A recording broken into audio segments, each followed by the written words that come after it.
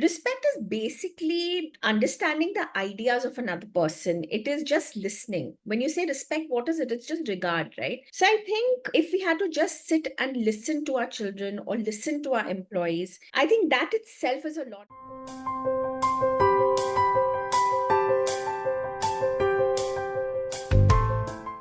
Hello, everyone. Welcome to our podcast, The Happy Cast. This is me, Jyotika Bedi, your host, founder of Happiness is Love. Today, we have an amazing person, Namrata Tata. Welcome, Namrata. Thank you so much, Jyotika. It's really nice being here. It's a pleasure having you. Namrata is a dynamic media professional, mother of two boys, and she blends her Buddhist principles with non-conformist spirits to inspire happiness and creativity. World needs more creative people. World needs more creative energy. And she is a true catalyst for joy. She navigates life with a unique perspective and passion, which we will know more about.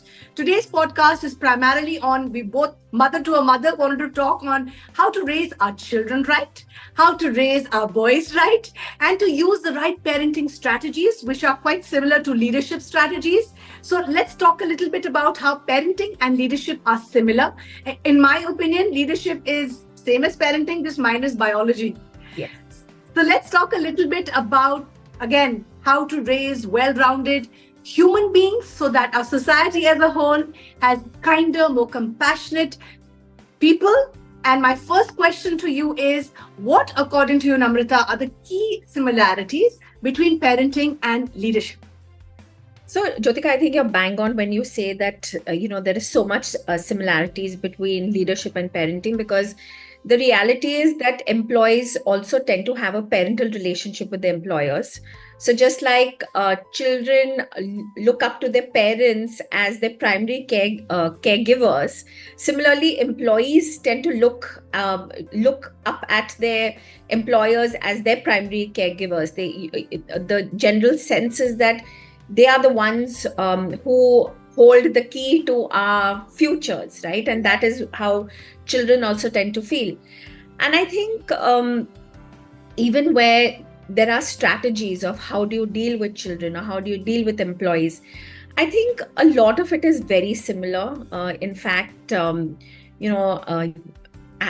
years ago, I had read a very interesting book on parenting, which had created this entire acronym around, TRICK, which basically stood for trust, respect, independence, collaboration, and kindness. And if you just, kind of delve a little deeper into each of these concepts, you will essentially see that that is what you need to have happy, successful children and happy, successful employees. I think the very fact that you need to, be open enough to trust your employees and children. You have to trust them to take decisions, to make their mistakes, right?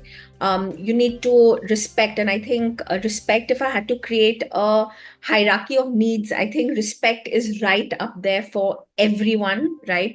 I think it is the most innate need. And while, we all use respect so Freely. and openly, and we 10 times in a day we say, oh, I'm not being respected, or oh, I need to respect. What essentially, how do you define respect? Like, Jyotika, honestly, if I had to ask you, how do you define respect, you'll be like, chahiye to hai, but how do I define it, right? And I think respect is basically understanding the ideas of another person. It is just listening. When you say respect, what is it? It's just regard, right? So I think if we had to just sit and listen to our children or listen to our employees, I think that itself is a lot, because what do you want to leave the person with? You want to leave the person with the fact that, hey, I have some ideas and someone listens to it, right?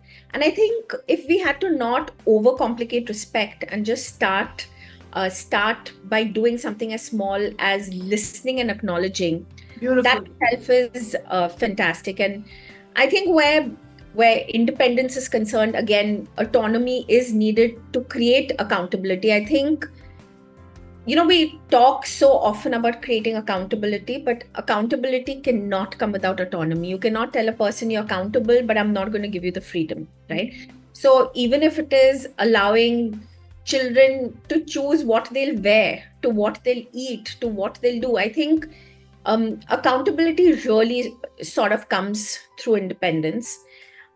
Collaboration, which is just getting along with each other, which is telling a child and telling an employee that there is a lot of interdependence, right? You can't just exist on your own. Today, even if the two of us are having a conversation, that we are depending on how many people to have this conversation. Someone made our laptop, someone created internet, someone created Zoom, right? True, Someone true. has created the clothes that we have worn. And just for the two of us to have a conversation, there are hundreds of people who made it essentially happen. And I think explaining the need for collaboration is so important. And I think the key to everything, if I had to cut a long story short and end this podcast in 2 seconds, I would say kindness. I think Beautiful. whether it is anything that you're trying to achieve, it's very difficult to achieve it without kindness.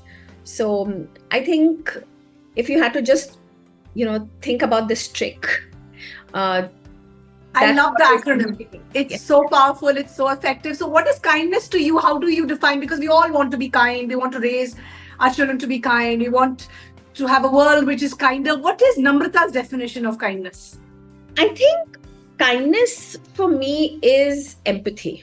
And empathy essentially means the ability of being able to put yourself in the opposite person's position, right? And to understand why someone did something. We all try to control each other's behavior, right? Whether it is parent to child, whether it is spouse, Spouse. whether it is boss, whether it's friends, whether it's sisters, whether it's brothers. Even our parents. We want to control even our parents. Absolutely. We are constantly trying to control people through behavior. But what we don't really look into is that beneath every behavior, there is an emotion, there is a need, right? Today, even a person who's completely acting out is probably acting out because there is some need that is not getting fulfilled.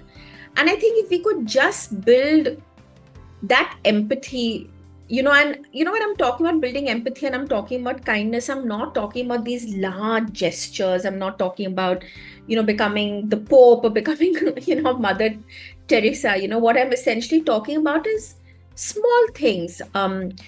The car ahead of you has parked in the middle of the road. Can you just be kind enough to wait for 2 minutes? Maybe that person has an emergency that we don't know about, right? You go to a restaurant which is completely short staffed. Can you be kind enough to not scream at people for your order and say that maybe they are kind of struggling, right? You get a call asking you, and these days you get a call asking you to buy everything from car to house to Insurance. Yeah. card, insurance, everything. Can you be kind enough to not slam the phone and say, thank you so much, but I don't need it, because that person is just doing their job. I think when you start incorporating kindness in the smaller aspects of your life, then kindness becomes an autopilot for you. It's just that when we hear words like kindness, we think of these really large things gestures that you essentially need to do to be kind, right? But I think it's in the finer things, it's in the smaller nuances. And honestly, if you're investing in larger demonstrations of kindness, but you cannot be kind in day-to-day activities, I think you're losing the plot. Beautifully said. I love how you've articulated it. And also, as parents, we don't need to preach Absolutely. kindness to our children. We just have to set an example and they'll follow through. And you're so right, Jyotika, because children also observe, right? Today, if they observe that you're being patient, you're not screaming, shouting, not throwing a tantrum, you're trying to be understanding.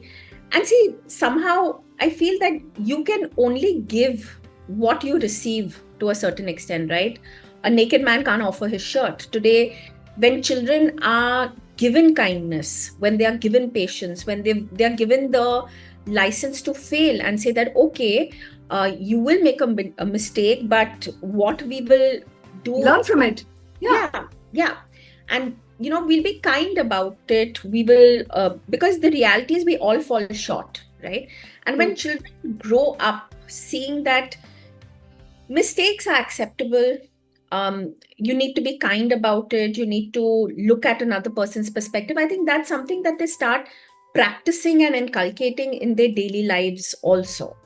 Very well said. And also, tell us a little bit about the happiness work that you are doing, the joy that you are spreading for our audience to know, because you're a happiness crusader.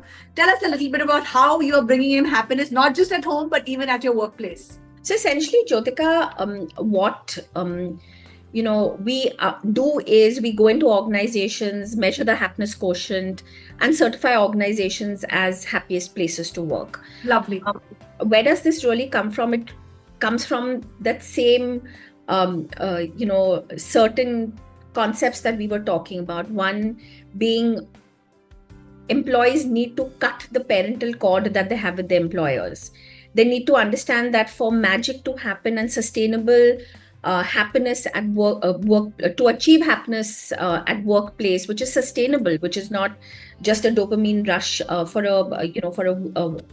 a week, you do definitely need to bring in certain internal personal resources also. True. It's when the personal resources that you bring to the table, when that gets combined with the environment that the organization gives you, is when the magic essentially happens. Also, and it is basically sensitizing employees that, while it sounds very easy, it sounds very, very not something that you've not heard before, which is the glass. Yeah. Cliched, right? Yeah. The glass being half full or half empty. The reality is that a lot in life is your perspective, right? You can change your reality by just shifting your perspectives. Our human brain is such that it needs to keep us safe. So because it needs to keep us safe, we are hardwired with a negativity bias, which means that we tend to look at what's wrong with our lives rather than what's good with our lives, right? Okay. So bad things stick like, just stick like Velcro, and good things are like Teflon. They just correct. Well said. Away, right? You forget all the good things that are in your life. And how do you get employees to work on certain personal resources, which is gratitude, which is resilience? And these are the things that till you don't practice this, you'll never achieve happiness at the workplace. The employer can keep giving you things, you can keep asking for things, it's just going to be a bottomless bag. So what we essentially do is, one is we sensitize employees towards the fact that it's going to be two people who need to work together. From an employer perspective, I think what we sensitize employers towards is, can you look beyond the behavior? If there is a particular behavior that you're encountering, it obviously is because there is an emotion, there is a need. Typically, we have been trained for decades that emotions have no place in the workplace, especially. The workplace. It has absolutely no place, right? I remember if I, have been sensitive or emotional, I have been told that you're not being professional. But the reality is that the same head and heart that we have at home is the same head and heart that we are carrying into work. True. We don't have the luxury of taking our heart out and keeping it at home, right? Correct. So the fact is that we need to acknowledge that we are working with humans who have emotions, and we need to acknowledge that emotions. So what we do through this entire process, and we call it a happiness dialogue, is try and understand that what is underneath the behavior. What is it that really drives people? And just like, we were talking about kindness in smaller everyday things, the reality is that even happiness is never in those larger gestures. It's always in those tiny things. We talk about respect, right? And, I think this is something that you would have probably heard earlier, even, whenever you've spoken to Raj, and, he truly believes in it, is that people work for respect, recognition, and reward, and in that order. Respect for always is number one. Is always number one, right? And today, an employee might feel he's leaving the organization because he's getting a higher salary somewhere else. But I call it the pinch theory. It actually starts with these tiny, tiny pinches. Okay. You walk into a room and you feel that you're not heard. You feel not respected. Not appreciated. Not appreciated. You feel that, your ideas are not being taken on board, or you're not getting an opportunity to be yourself. Right. And another most intrinsic need of all human beings is freedom, right? The freedom to be who you are. And when you feel too constricted and too choked, that's when the problem happens. True. So I think what we are essentially trying to do is synthesize organizations to start looking at things differently, because I don't think these conversations that were being had in boardrooms, right? You didn't talk about emotions. Like, why should I care about whether my my employee is happy or not, or my employee is resilient or not? But I think what the pandemic also did for us is rewire how we looked at things, right? We realized that no, these are humans that we are dealing with. There are emotions, there are needs, and that is something that definitely needs to get addressed. And what I love is the narrative that is changing around the landscape of leadership, which is being redefined, that emotions have to be honored, validated, recognized, and leadership is about the love. Absolutely. How you treat another human being, how you make another person feel. And Namrata, I've been interacting with you over WhatsApp, right? Yes. I've not met you, but I feel the connection. I feel the love. The fact that you choose, again, it's the little things. You always respond to me. And I know you're a busy woman, so am I. We're both mothers. We have many roles, many hats. But the fact that you take the time, 30 seconds, to just respond to me. And what I again appreciate is the honesty. Hey, I'm so sorry, I'm busy today. It's not working out. Let's try tomorrow. The responsiveness, the emotional connectivity. That's what relationships is about. That's what leadership is about. Absolutely. And Jyotika, I have always been scared to use the word love when I talk about leadership, because I don't want people to think that, oh, she's got senile in her old age. But the reality is that love, it's a fundamental need. We're all seeking it. Love is the essence of life. Absolutely. Right? And today, if you had to just, while we talk about joy and happiness and 500 other things, what do we actually need? We are looking for ease. We are looking for our lives to be simple, easy. Yes. We don't want to struggle, and we want love. Yes. If we get love and ease, I don't think we will have any more needs. But it's just that the way we have been trained to think, we have started defining success in different ways. We started defining needs in different ways. True. The reality is it's actually very simple. Correct. And that's why our organization was called Happiness is Love. And Namrata, before Corona, everybody would find it very wishy-washy. A lot of people, especially in the corporate Mambo jumbo. Mambo jumbo. Yeah.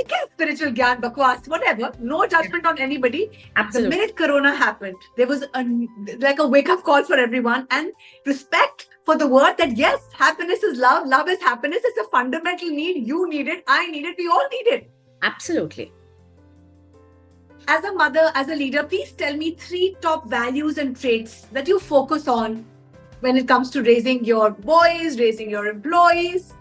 3 qualities or values, whatever you like to share. I think for me, it sort of starts with being respect, of course. Yeah. But I'm saying it also, I think, in order to respect people, I think what you need to get rid of first is judgments, right? So we at a very young age, and I would, I refer to parenting a lot of times as domestication of human beings, right? Mm-hmm. Because you're born, right? Yeah. And you don't get to choose your name, you don't get to choose the language you want to talk in, you don't get to choose your religion, you don't get to choose your values, your beliefs. Everything is just put upon you, right? You are taught what is wrong, what is right. You have, we are taught opposites. True that. Right? Yeah. White, black, good, bad. So from such a young age, we have been told to start discriminating one thing from the other. We have been taught polarization, right? Nobody has told us there's this gray area, there is this middle path. So everything is either this or Black that. or white, yeah. Black or white.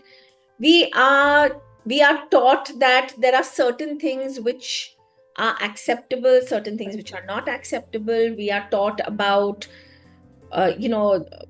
this being the truth and this being a lie. The reality is, what is truth? Because in all honesty, there is no absolute truth. True that. Being a practitioner of Buddhism, the one thing that's taught to us that everything is relative.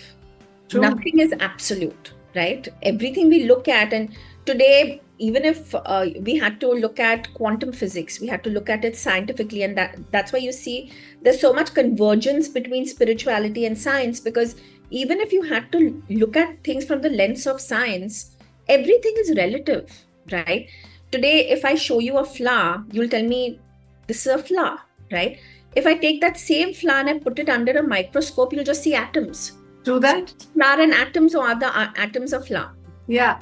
So I think if I had to say 3 qualities, I think the first quality is to, build capacity to stop discriminating, to be judgmental. I think that then is followed by kindness, right?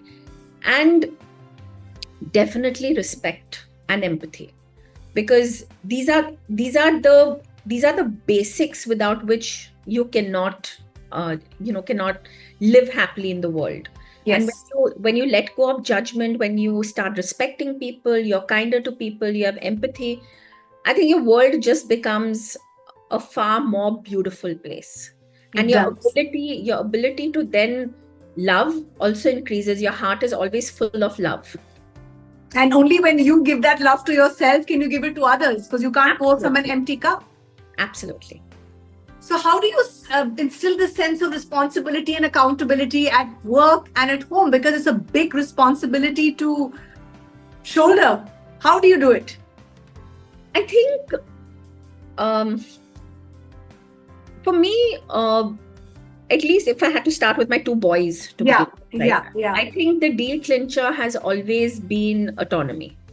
So what really happens, and this again is, if I had to go back to, I'm very interested and very obsessed rather, and people laugh at me because I suddenly start talking about the brain and the neurons and the... I love it. It's so thrilling. Yeah. The fact is that I love neuroscience, and what it has really taught is telling us about how our brains function, right? Years ago, there was no study that really studied the human brain. And I think the fundamental organizing principle of our brain, right, is to minimize danger and maximize reward. Yes. Now, the minute you start telling a person what to do, that telling a person is taking away the freedom. It is coming across as a threat. It's coming across as a danger, right? You are curbing my space the minute you are giving me an instruction.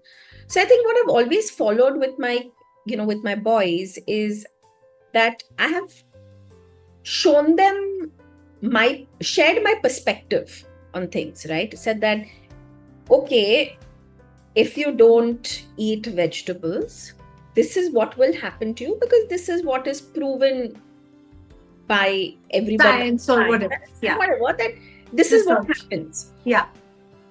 It's your decision. It's your call. The minute you take the ball and you put it in the opposite person's court, suddenly the accountability to do the right thing, make the right decision, becomes higher. When you decide for a person, it's tougher. But when you give the person the space to breathe and decide for themselves, it is easier. So I think that is very critical. Talking about, an issue and not getting personal is very important. And if you see, both these things apply even where employees are concerned, right? The minute you tell a person that, no, I want this to be done this way, you're taking away that person's creativity, you're taking away that person's ability to innovate, right? You're just creating another clone of yourself. And, this might be shocking, but you're not perfect, right? Right. And you may be an expert in your world, but you're not necessarily an expert in another person's world, True right? that. So I think this whole keeping this filter of not pushing my beliefs onto another person, rather than making it more collaborative, right? Making it more like, this is what I feel and I think, and I'm sharing it with you. Take what you find relevant. Don't take it if you don't find relevant. You have the freedom to make a decision. I think Choice. that, yeah, choice, that really builds in a lot of accountability, because then suddenly you feel that much more responsible. And it's simple, no, Jyotika, you think about it, forget all this, high level thinking and philosophy. But if I had to just tell you something, that Jyotika, here I'm entrusting you with this responsibility of making a choice. Won't you be more and more encouraged to make the right decision, rather than just follow what I have to say? 100%. And that's why ask before you tell. We Yeah. parents are very quick to tell, do this Yes. and don't do this, and you should do this and you should not do that. Again, it comes from a place of being wrong or shaming our children, which is ineffective. Absolutely. Don't rob them of their power and their free will. Good, bad, ugly, let them make a decision. Let them fall. Let them fail. Only then they learn. Yeah. And on a daily basis, कौन सी छोटी छोटी चीजें आप अपने boys के साथ करते हो? If you can share with us so that they are strong, respectful, good men. I think I actually, as embarrassing as this sounds, I actually got to know them better only during COVID. Because as a working professional, you don't get to spend that much time. You spend quality time, but not that much. I think the biggest revelation for me when Corona hit us was how it feels to have 3 meals with your family, right? Uh, so I think something as small as just sitting and having a meal together, where you get to share what has happened in each other's lives, creating a judgment-free zone where you feel, good enough to come and ask or discuss what is happening in your life. And a small, very personal ritual that we started was, I've got a little temple in my house, and just going and lighting a little diya and saying a little prayer in whatever way. But just sort of, it's not about religion, it's not about getting religious. I'm in an interfaith marriage. I'm a Marwadi married to a Parsi. But I think just the whole concept of bowing your head down and saying that I surrender to the universe to take care of me. I think just that small little practice that we started, that's become quite a meaningful thing for us. So special. And tell me about your Buddhist practice. When did it start? So it started about 4 years ago. And I was doing a lot of spiritual shopping. I was doing a lot of, in general, shopping for coaches and, counselors and therapists, because you reach this point in your life where, you're like, what's happening? I'm just not in control of myself. I'm not in control of my life. I had become extremely short-tempered, very volatile. And there was something inside me that said that this is not who you are. But the good news is you have the power to change it, right? You have the power to change how you feel. And I started working with a life coach who was pretty much, transformational for me. She kind of really pulled me out of my victimhood, which was my favorite space to stay in. It was always बिचारी नम्रता, मेरे साथ ये हुआ, वो हुआ, सब दुनिया भर के अत्याचार मेरे साथ ही हुए हैं, right? That's what you start believing in. True that, correct? yeah.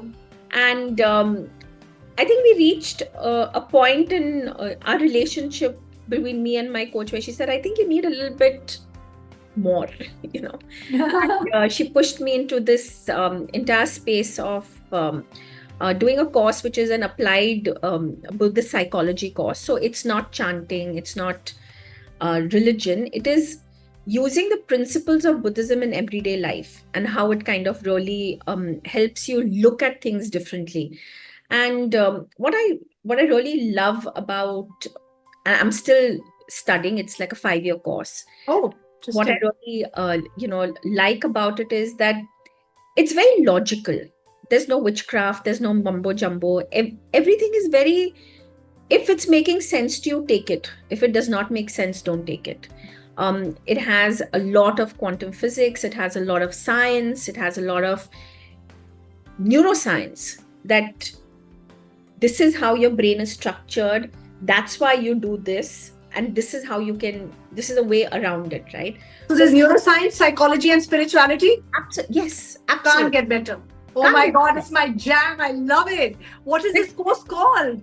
So I'll definitely share the details with you. In fact, there's a new diploma, 6-month diploma course that's starting in September. Wow. And I think everyone can benefit from it because it's so relatable. It's, it talks about something as simple as perceptions of error, right? Today, you walk past me and you don't acknowledge me, and suddenly in my mind, Jyotika is this horrible person. She did not acknowledge me. She Or I hates might think, me. yeah, that Yeah. what might have I done something to her? Why did she do this? Oh my God, is she jealous of me? So on and so forth. But it could well be that you just heard some horrible news and you're so much into your own self that you did not even see me or you didn't notice me, right? But we are so quick to judge because what happens at a physiological level is our brain is very lazy. It doesn't want to keep creating patterns. So the minute I meet Jyotika, I have already formed an impression about her. There's an imprint. Then everything that you do, even if you sneeze, my imprint is going to tell me that Jyotika sneezed because of that reason, Yes. right? So what this course actually does is helps you look beyond that. Can you build the capacity to step back, pause, think whether there is another way of looking at this, remove the discrimination from your everyday life, remove the fact that there are polarizations. It's basically teaching you the middle path. It's teaching you that there is this gray area. There is this area which is filled with subjectivity, and you cannot expect other people to think, behave, feel like you do, because that is what neurodiversity is, right? We all are different, and we all have our own scripts in our head. We have our own background music. We have a full 3-hour movie running all the time. True that. Yeah, well said. Yeah. And my movie only I can see. Yes. So I think it's been one of the best things that could have potentially happened to me. How wonderful. Thank you for sharing. And I think that's where concepts like radical acceptance. Yes. I think world has become so divisive. It's all like you said, good, bad, right, wrong, that we need to be more inclusive, more accepting of each other's flaws, more tolerant towards each other. We have to stop living in a binary world. Really. That's bottom line. Yeah. Absolutely. Please There talk a little bit more about it. What does this mean to you? I think, and what social media has done is, see, social media has the power to unite, but it is dividing, right? Everything is left wing, right wing. Everything is polarized. Everything is, you are taught about boy, girl, man, woman.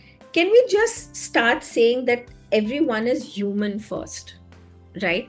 If you were to remove the gender out of it, right? And like you potentially said, if you had to remove the biology out of it, the emotions are the same, needs are the same.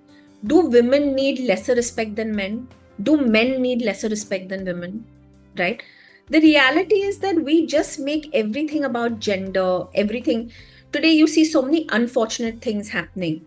The focus is not on the person who has been victimized and how you can, bring more kindness into the world and start making people understand how you cannot violate another person. But the conversations are only about gender. Yes. And that's why the world becomes so divisive. Yes. So divisive, and because everything has a versus between it. True that. This versus that. Whether it's gender, let's move to generation, right?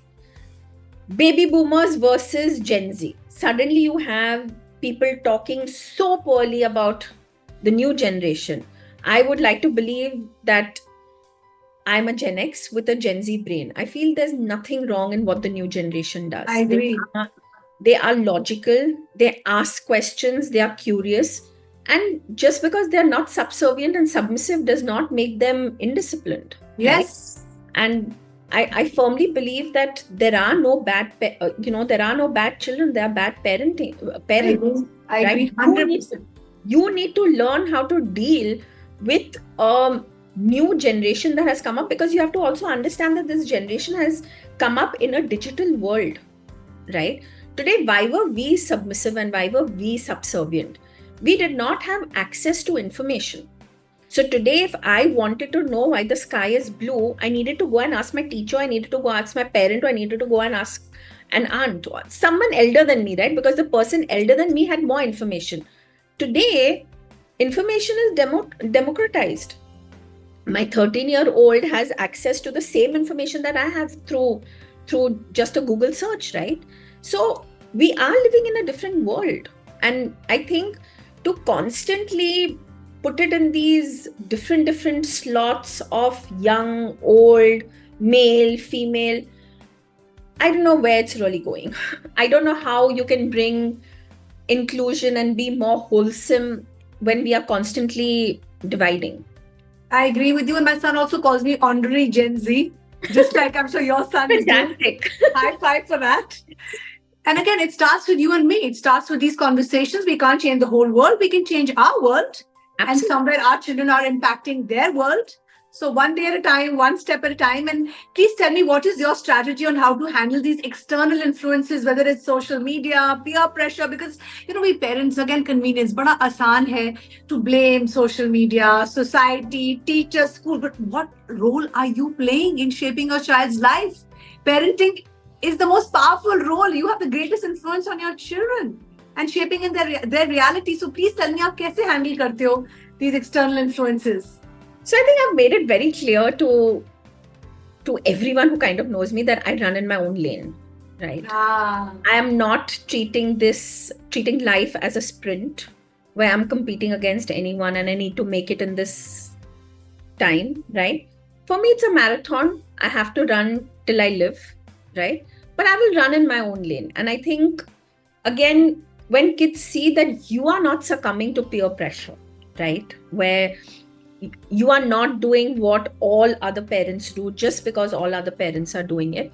I think somewhere they get the message that it's okay to be authentic, it's okay to be yourself, it's okay to be different from others. Where social media is concerned, I do use it openly with my kids, right? I do allow them to use it, but I am not giving it that much importance, right? So I think another trick to a lot of things in life is holding it lightly. The minute you bring lightness in your life, right? Why does Instagram have to be such a large conversation? Yeah. Why does mobile phone have to be such a large conversation? Why does gaming have to be such a large conversation, which parents are constantly talking about it in forums and talking about it at home and then continuously talking to their child about it? Can't you just hold it lightly? Say कि ठीक है, तुमको Fortnite खेलना है, खेल लो, 1 घंटे के लिए खेल लो. After that, if your head aches, it's your problem, right? Yeah. You want to be on Instagram, be on Instagram. But I think when you just bring so much of lightness into things, then it is just like social media just becomes a small aspect of your life. I'm really sorry, and maybe what I'm going to say is not going to sound politically very correct, right?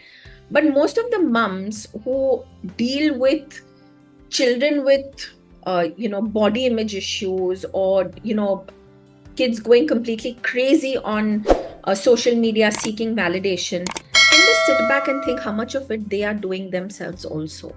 True. Right? Very true.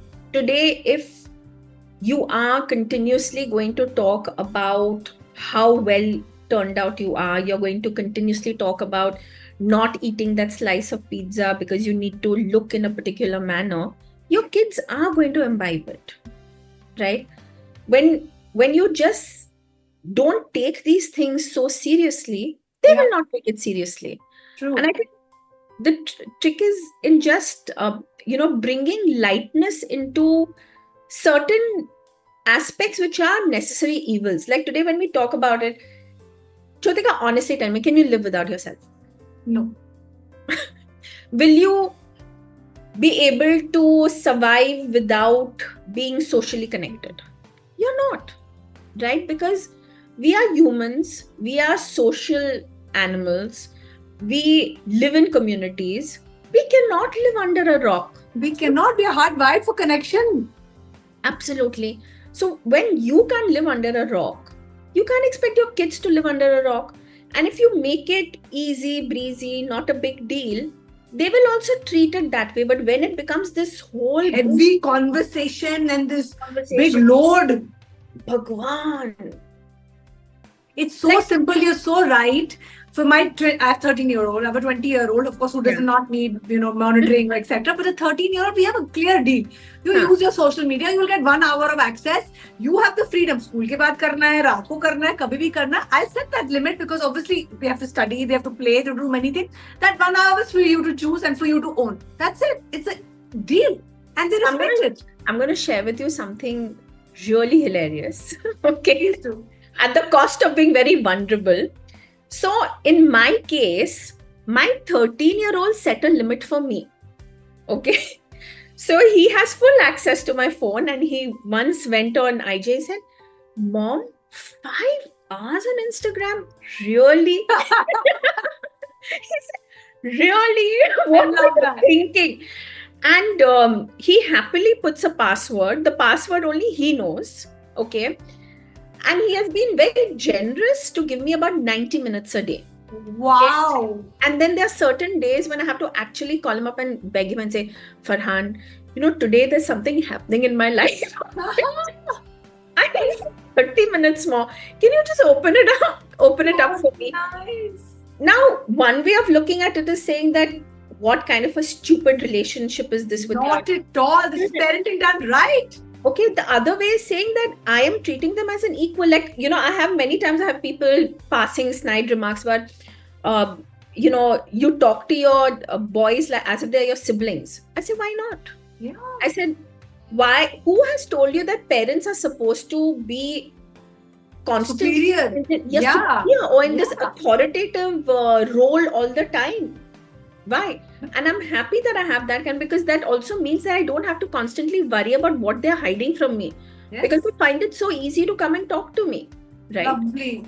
And I think that is what you need to achieve. Who has told you have to be this very serious, authoritative person whom your children are scared of? Listen, antidote to fear is love.